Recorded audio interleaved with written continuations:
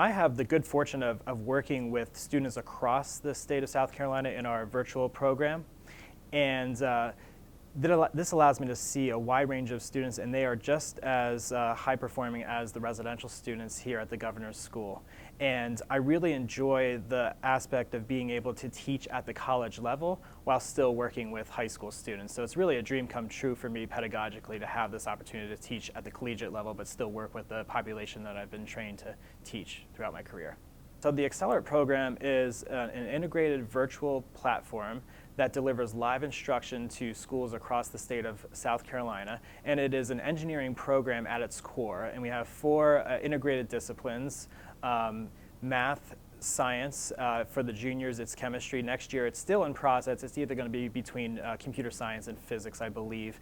And then we have the core engineering courses, which are currently delivered by Clemson professors. And then we have my English courses. And for the juniors, the English course sequence is a first-year composition sequence.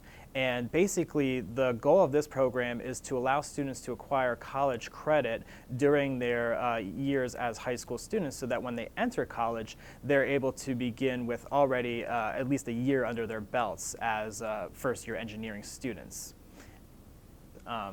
And again, this is a live virtual platform. I emphasize that because a lot of times people want to consider anything virtual as just online asynchronous instruction. It's not that. I'm standing in front of a camera. I have a 90-inch screen in front of me where I'm able to see all of the students. And it's a very dynamic, interactive way of teaching and discussing. And I've been pleasantly surprised and really excited by this platform, because nothing has been lost in translation. These students are just as engaged as face-to-face instruction, and I just really like the fast pace and the energy, and what I can do with the technology has been just very impressive. And the discussions I've been having lately have been so great, to the point that I run out of time at the end. And I'm very pleased that my students have sort of learned how to get used to this platform, because it's different for them. They don't have a teacher walking around in front of them. They have to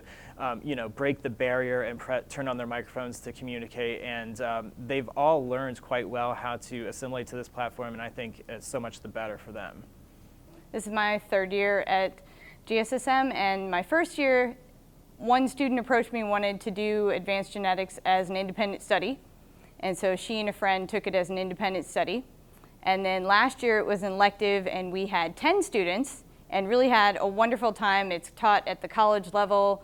We learned everything from exactly what molecularly changes in a mutation to how chromosomes rearrange, and just everything that was taught in the college classes that the students saw in their college visits. And I guess they liked it so much they were really good advertising, because in this year we have 30 students taking advanced genetics. And so I think that's really exciting, to just have students who want to take a really challenging molecular type of class.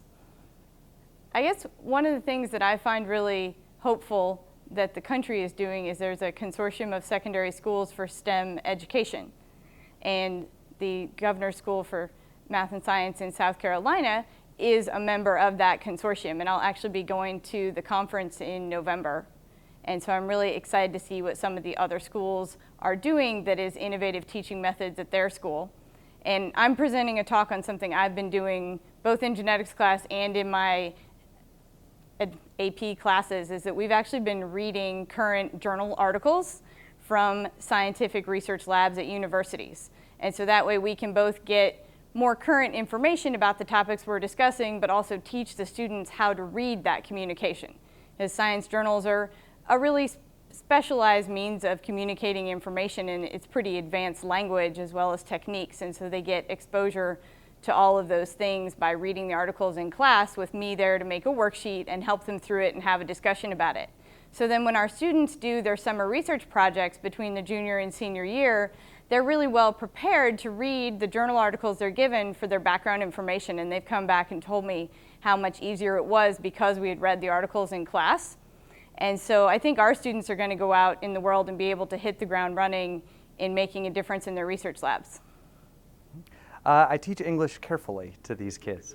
They only believe they don't love English.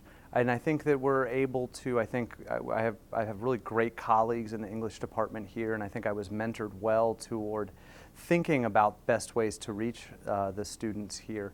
And I find that honesty works well with them, showing them firsthand how literature can affect their lives in positive ways, no matter what field they go into. We could talk about Wallace Stevens, William Carlos Williams, or other writers who've had successful careers outside of being writers.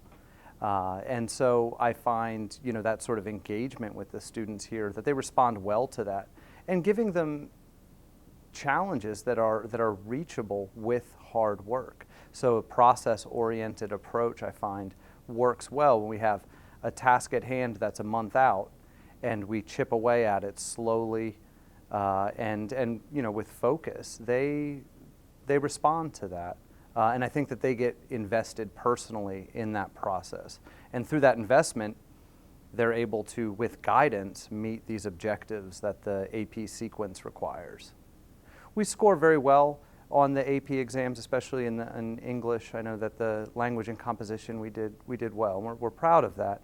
But I think what most excites me and what I'm most proud of is when students start to understand their own writing process.